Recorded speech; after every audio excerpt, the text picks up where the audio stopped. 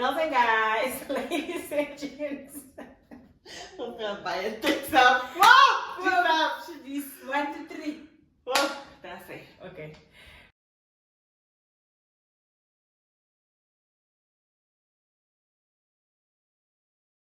Girls and guys, ladies and gents, welcome to our YouTube channel. My name is Ashlyn. My name is Shenise. Welcome to Straight Talk. Yes, as you can see the title, our podcast name is Straight Talk. It's where we will be sitting down and having conversations about different topics, different dilemmas, and just giving a different opinion. We might be sisters, but we were raised differently. Yes, so you can be sisters, but then you differ in so many ways. It can be to your upbringing, it can be because of society, it can be just in general that you are different. So come along on this journey and see what our opinions is. Yes, as we grow, we will discuss different things. Eventually, we will have it to a point where you can comment down below what you want us to talk about, or you can send through a dilemma and we will answer it for you.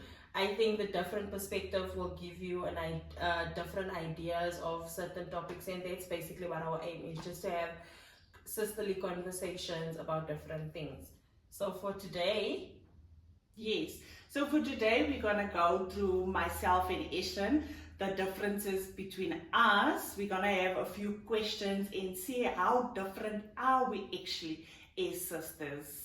this is just so you guys can also get to know us, so you can also get an insight of how we were raised, how we think, and what makes us different. Because many people just see us, or many people that know us would see us, oh, they're sisters and whatever, but they don't know the in-depth of how different we think, how different we do things. So yeah, so for today, we're gonna read a few questions and then we're gonna answer them one by one. Yeah. First question, we just want to lighten the mood. So Ashlyn, you were given a time machine, but it only goes back in time to relive embarrassing moments. Right, What's the first moment you would relive? embarrassing? Yes. Why must it be embarrassing? I don't want to It must be relive anything embarrassing. You must relive something. Okay, so the one day, primary school, grade 7. You know when you get to grade 7, you feel like you are the shit in the school. Sorry for my language, but you think like you are the girl, or you are. Okay, and our primary school was set up with most of us that stayed in Gelukstad. I grew up in Gelukstad, so most of the kids that stayed here, we traveled together and we used to hang out together. So this one day, I'm on my way to the tuck shop and it's raining. And where the tuck shop was, there was a quad. And by the quad, all the kids would gather there and it was full. And I'm running to the tuck shop. I don't know why. You know when Taffies gets old. So as I'm running, I don't know what made me grab a pole. And there I went, froops, and I fell right on my face. I stayed there and I laughed. But I didn't want people to know because I didn't want them to laugh. So everybody went, yo. And then this one guy, Shame Rosano, he came, he picked me up and he took me to class. And when I got to class, we both started laughing. But he knew I acted as though I was hurt because I didn't want people to laugh. So you were actually hurt. My feelings was hurt. I think all of us have that one moment. If I also have to think back, embarrassing moment. I would say one day was also failing. So I used to travel with the train to school, right? Mm-hmm. And then everyone knows the metro train in the morning, it's packed. Mm-hmm. So I was running from the stairs to catch the train and it was full by the entrance. So when I grabbed, I fell back. Like literally, no, while I jumped on the train. And you fell back? I fell back on on my platform. back. Yes. Oh my god. And it was like, wow.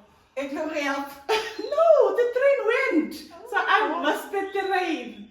But the way I want to relive it is because the experience I had driving that train was just phenomenal. Yeah, shame for me to in school. So now that we both shared our embarrassing situations or events, how would you say, how do you deal with embarrassing moments? Would you just act like it never happened, brush it off like it never happened? Are you the person to address it and be like, guys, I know this happened and whatever? Or are you the person who would be like so embarrassed that you would hide away from everyone forever? It's actually tricky. It depends on the embarrassing moment. Because at some point I get angry and then I'll just storm out like it's other people's fault. Other times I will just laugh about it. You know, it differs how embarrassing is that moment. Okay. I think for me, from the scenario you guys can see, I'm the type to play it off and act like it never happened. And also, please, let's not ever talk about it again. It never happened. Exactly. Yeah. And second question, what is the weirdest food combination you ever had? My weirdest food combination, I think if my husband was here, he would have testified that I like to eat a lot of weird things. But I think the weirdest thing is, I don't know. I also don't know. Growing up, I don't see it. Why would I choose that question if I don't know?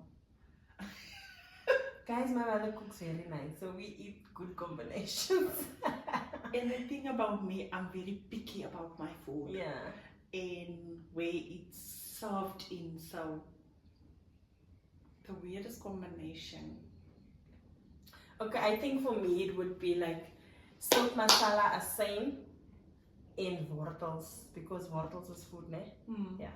So in English that would be salt, masala, any type of masala with vinegar, and then you dice your carrots in it. That's my guilty pleasure. I eat it every now and then. My mother always used to shout and say, I wonder if you're going to eat it in your own house with your own masala because you're wasting, but I still do in my own house with my own masala. That's how much I like it. I think that's the weirdest thing for me. Yeah, I think the weirdest thing for me, because I'm so picky, once my children had me eat, I think it was Doritos or some, I'm not sure which one, with yogurt. Oh my like God. dip it into yogurt and taste it. So I think that was like the weirdest I ever had because they wanted me to taste it because they like it. That's as far as I go. Okay. Too weird. And then one question from my side. If you were to choose to have any food in for the rest of your life, what would it be? Like every day. Every day for the rest of your life, you can only have that thing. You can't get tired of it. You must eat it every day. But yeah, I think my children will agree with me if I say spaghetti and mince. Can you see, guys? I will never have spaghetti and mince because it gives me heartburn. I think for me, the one food I will always eat will be chicken. Fried, baked. Chicken anyway, but okay, if let's say I can only have it one way for the rest of my life, it would be baked chicken, tomato gravy, and pap. That would be my meal for the rest of my life. Wow. Yeah. That is a good combination. It is. It's one of our favorites at home as well, but I think spaghetti and mince takes the cake for us. Okay, next question. Next question. Now we're going on to the serious questions. Comment below if you want us to answer one of your questions. Do you enjoy wearing makeup or do you prefer a natural look? Obvious. Okay, so as you can see, I'm the one. I think in our whole sisters, just for those who doesn't know, like for reference, we are 4 sisters and we are like the 2 youngest. So we have 2 older sisters. But I think out of all of them, Leah, don't. Yeah.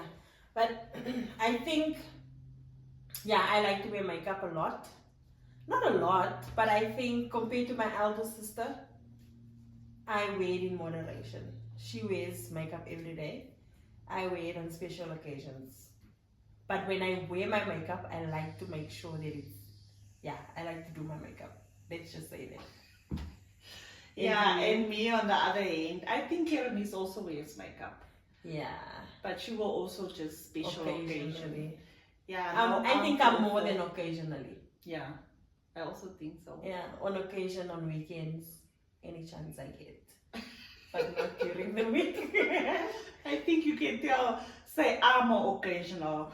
If I say I'm an occasional makeup, I wear makeup occasionally, people will like when, because they never see me wear makeup. Once or twice a year. Yes, so that's like very special occasion. I'm all for the natural look. I'm actually very scared to experiment. That's why I stay natural. Yeah. With me, guys, I experiment with my hair. I experiment with different makeup styles. I think when I started doing makeup, I used to put colors on my lids. Now I'm at the point where I just keep it plain.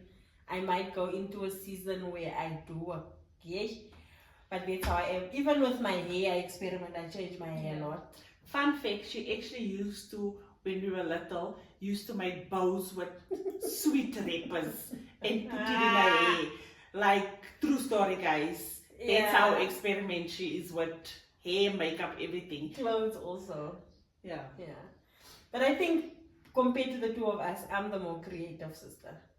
Would you say that? Yeah. No, that's fine. I actually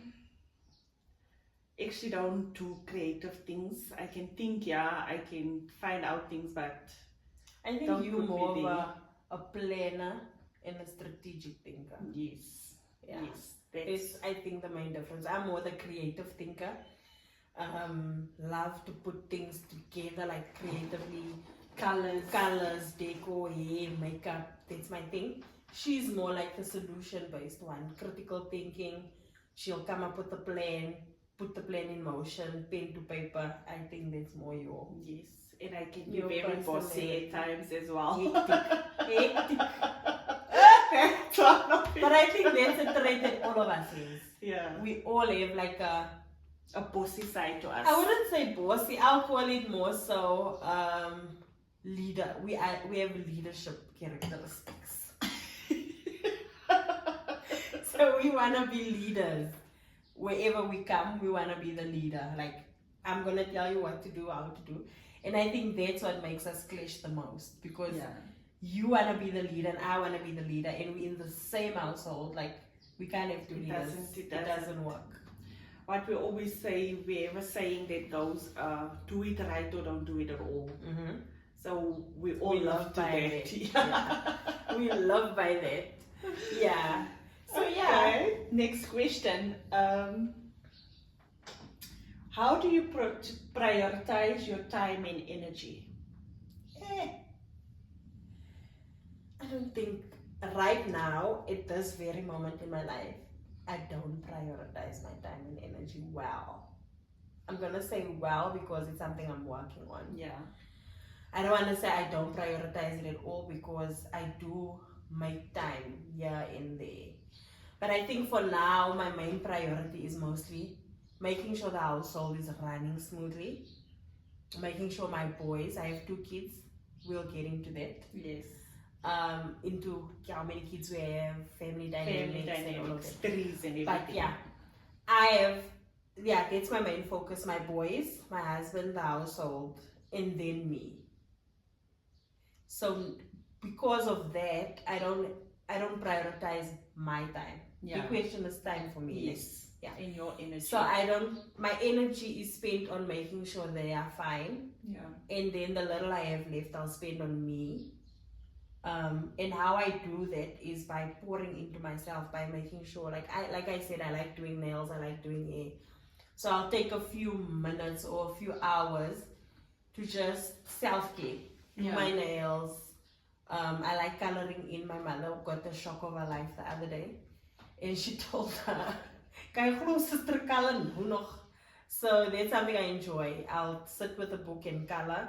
I'll do my hair, and I'll do something that makes me feel good. I think that's how I prioritize my time. You? Oh, guys, I'm very guilty. At this current moment, at the stage where I'm in, I'm exploring and on the discovery mode where I discover myself, I discover my marriage, my children, because for years I've neglected all of that. So I'm in that mode where I discover my spirituality, everything.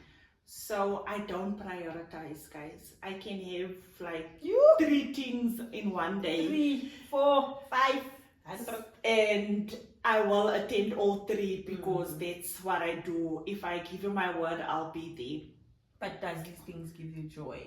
It does, it really does, and it excites me to see different things and meet different people, and you know, the things that I'm into, that will also get there.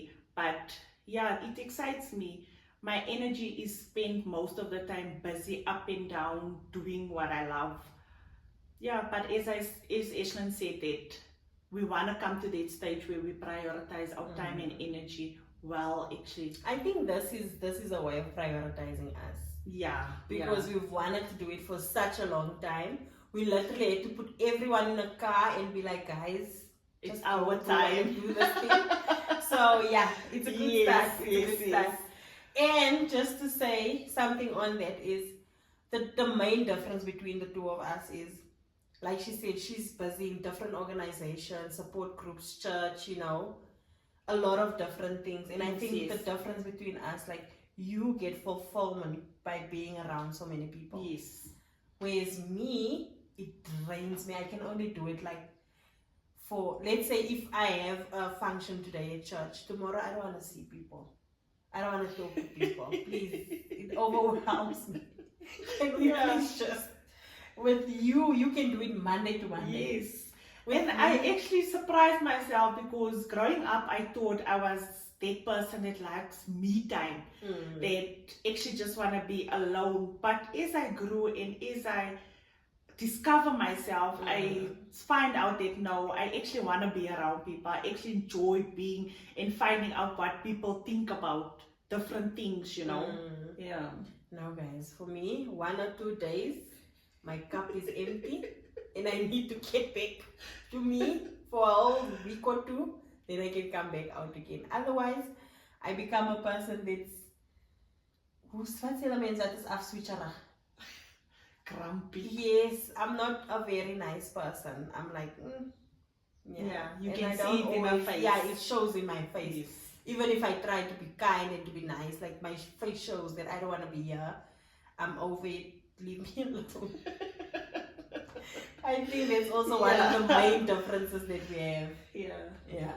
And you're actually the only one that's like it. Because myself and Dawn and Karen is like spending time with people. No, come as extra. Yeah, it is. You pass a gun. But also, yes, let's go back to our upbringing. I think the reason why I'm like this is because growing up on weekends, my mother's a social butterfly. Like people who knows her, like, she loves being around people. She loves organizing get-togethers, whatever it's a thing. But when she used to do this growing up, I don't know if you remember, she always used to leave me at home. Yeah. So she would go and they would be with her, family gatherings, whatever, and I would be home with my dad. And I think that's why I don't like being around a lot of people too much, because I grew up being very to myself, secluded. Yeah. Also, with me being the youngest in the family, I only had like a couple of years with siblings in the house. Yeah. Yeah. By the time I got to grade 4, grade 3, when I started knowing who I am, like myself or whatever, there was no one around. There was no one. The eldest siblings was out. You didn't stay here. So I was mostly like a lone child. I was like a single child basically. And now that I'm older and I've gotten into the dynamic with them as family gatherings, this is how we do things. My mother always gets angry when she introduces me to people, because I'm like, I don't know who this is. You know? Because I was never around, and that's why I can't deal with such things for too long. So would you say that shaped you in like being that creative person, being alone? You had so much time on your hands to actually explore what. Also, you get cray-cray, because I had to play with myself. It is. Yeah. I'm playing with myself. I have to have conversations with myself. I have to be creative about what I can do to keep myself entertained. Yeah. Because we also grew up in a household where I couldn't just bring kids over. My father didn't play that game. Yeah. And even if he did, kids were scared of him anyway. Yes. So I would have to find things. That's why I like coloring, because I would always find a pen and a paper and I would color and draw and write letters and do my thing. And also I had a lot of time to watch TV about people doing makeup, you know. Yeah. I still till this day I love reality TV. And Yeah. you don't. But the thing is, I see you in Taylor. Taylor is much like you when you were growing up. Taylor's a daughter. So she would write anything. She would, everywhere she goes, she has a pen and a book or colors or whatever. And I think in her upbringing is different compared to yours, because we're always on the move. We're always busy. We are houseful. We 5, but that's for another day. And then, but she does basically the same. She would isolate herself and just write in, you know, read, color. Maybe for her, it's like for me, it is for both scenarios. It's a method of escaping. Yeah. So I escape being alone. She maybe escapes being around people, and she escapes. I don't know if that's a word, but maybe it's her way of blocking out the noise and being like, this is me being in my own space, in my own head, you know. Yeah, I also think that. Okay, next question. That was the question. Did you answer the question? Yes. Okay. Comment down below, guys. Did you answer the question? Because I can't remember. I spoke so long. I feel like the question was, how do you prioritize your energy and time? Okay. So we were long on that topic. Yes. Okay. Okay. So I think this is the last question. Okay. Or second last. Let's see.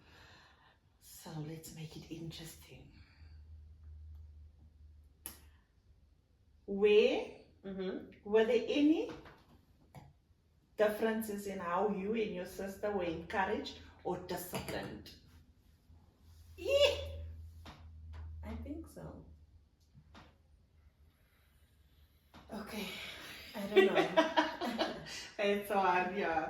So let me start. Yeah, you can start this one. I think there was a difference. As Ashlyn said before, we didn't grow up in the same house. When I was 3, I moved to Rega Park. So I literally only came to stay another time. We'll get into that in the next conversation. Yes. Okay. So I think there was a difference because she was here more. How can I say it now? Discipline was easier for me. What do you think? What is your perspective? Because I also have a perspective about this. So I think they were more strict on me when it comes to discipline. Okay. Because I didn't stay here. Okay. So my father always used to say, where I come from, I am being pampered, or I'm being, bederf. Okay, Spoiled, right? So then he would wanna double down on the discipline. No, he wanna act on the discipline. Okay. Bring more discipline or force to what I'm being taught that side. Okay. Remember where I was staying, there was no father figure, there was no mother figure, right? Not mother figure, but I wasn't with my mother. Yeah. So I was treated like... You were basically raised by the rules of a different household. Yes. And it didn't apply to our household or to him.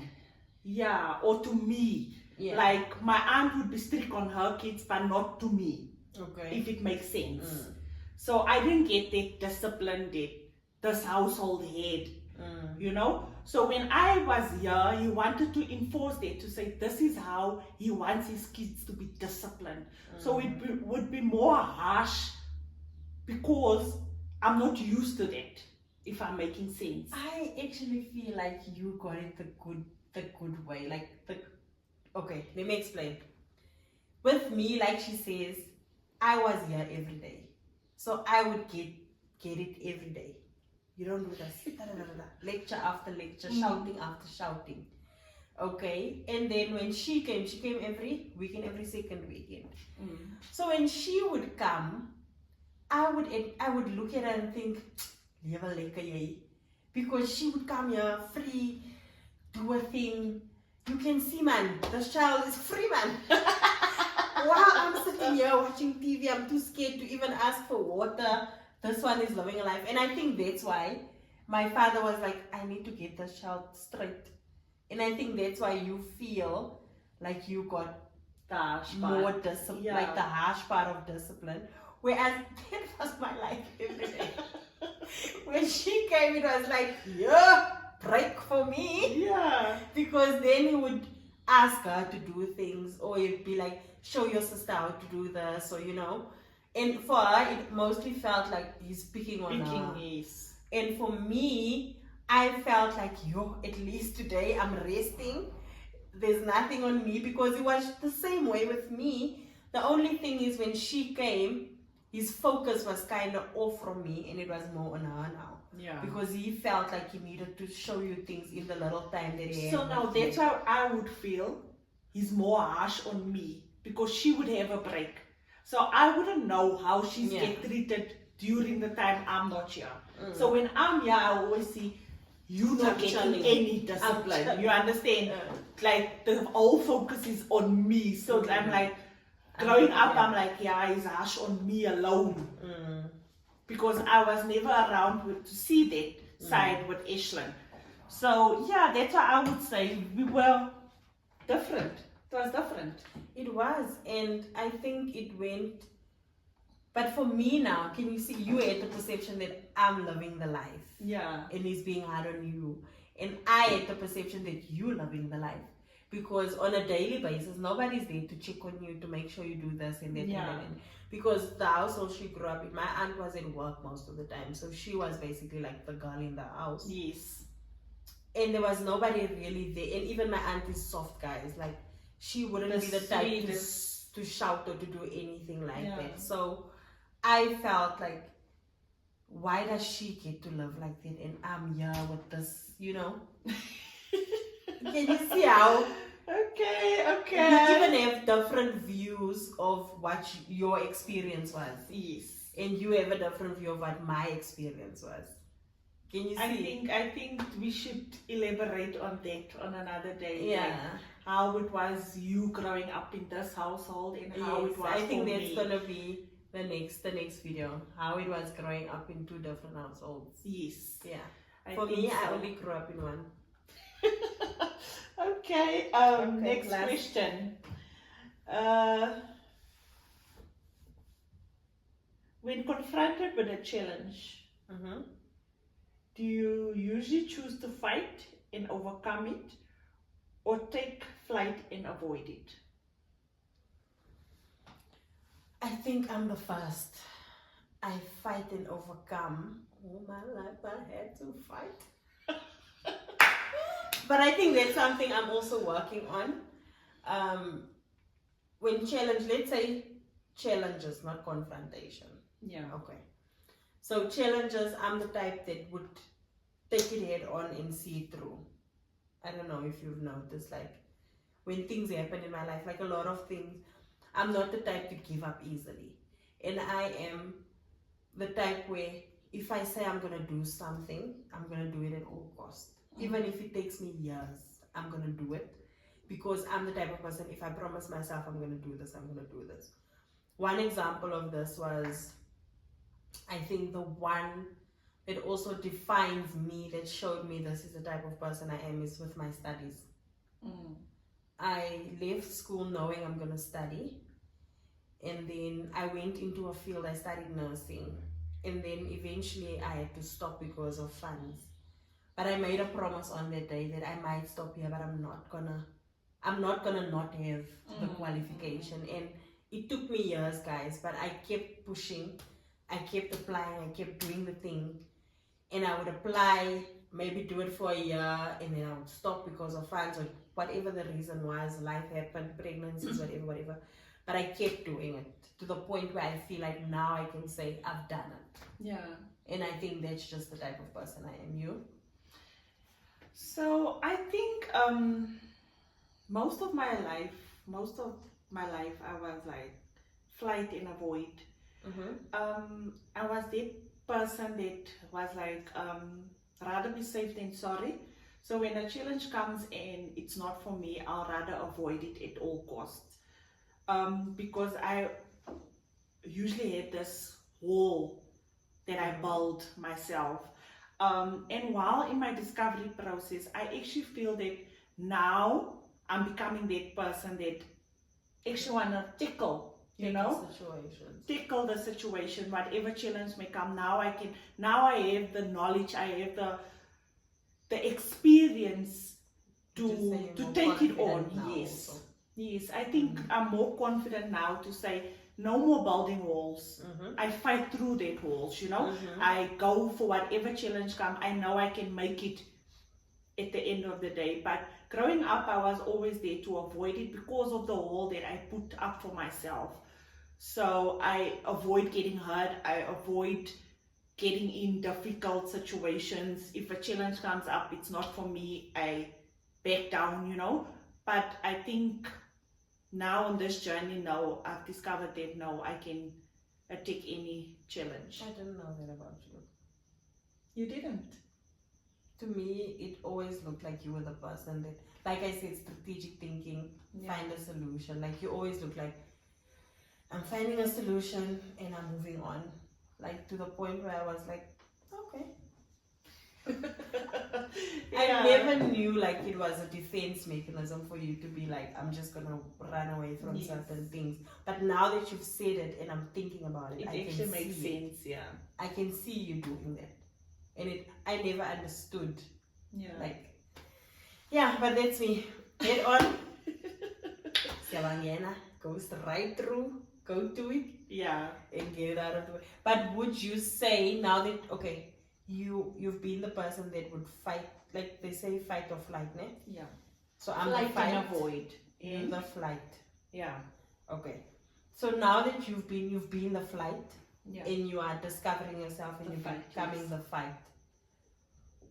What would you say?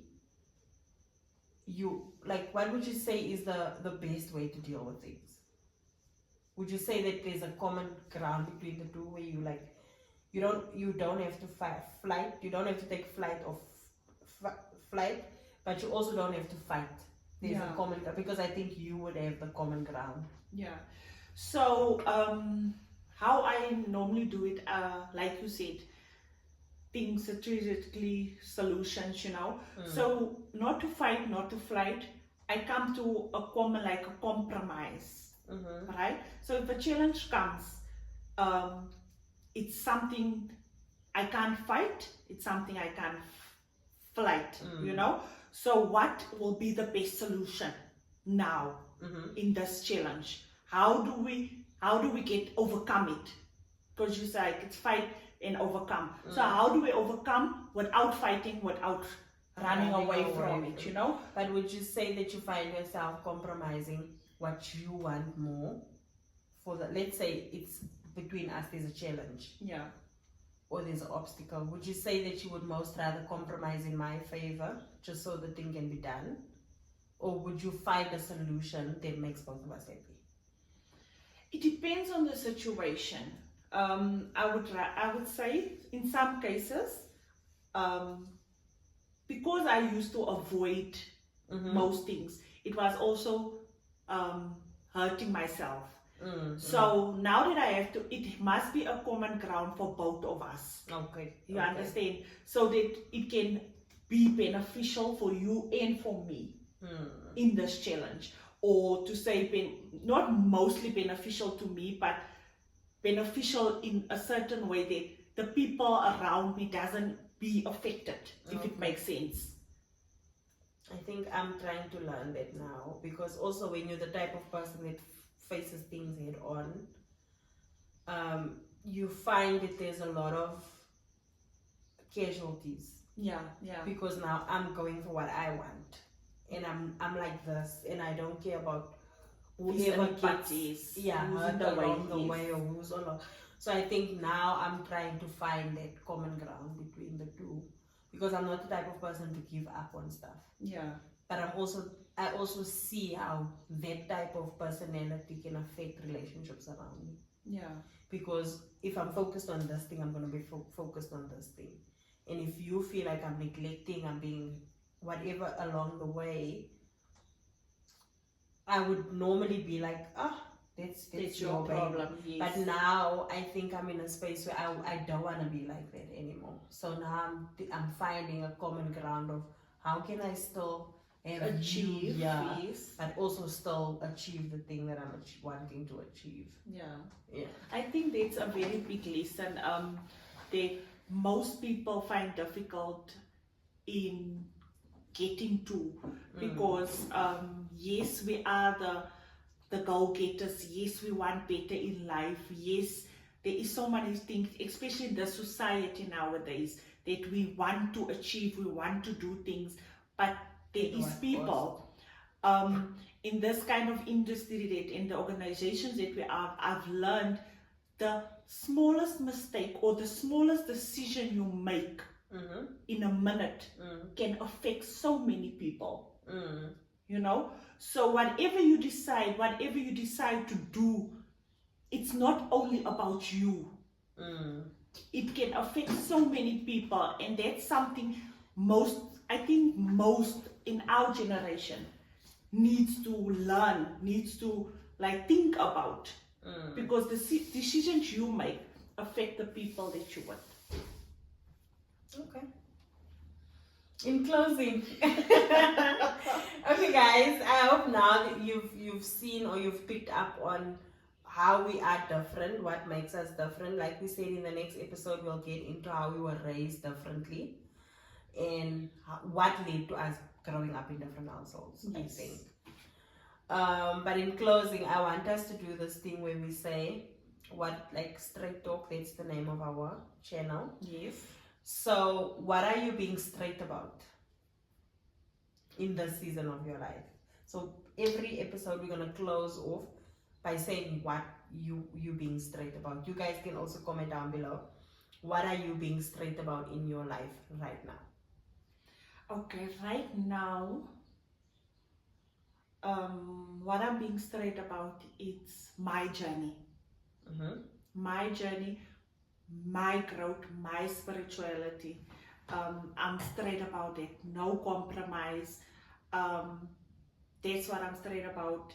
Ask me, that's what I'm gonna tell you. I don't shield or I don't sugarcoat. I think now in my life, what I'm being straight about is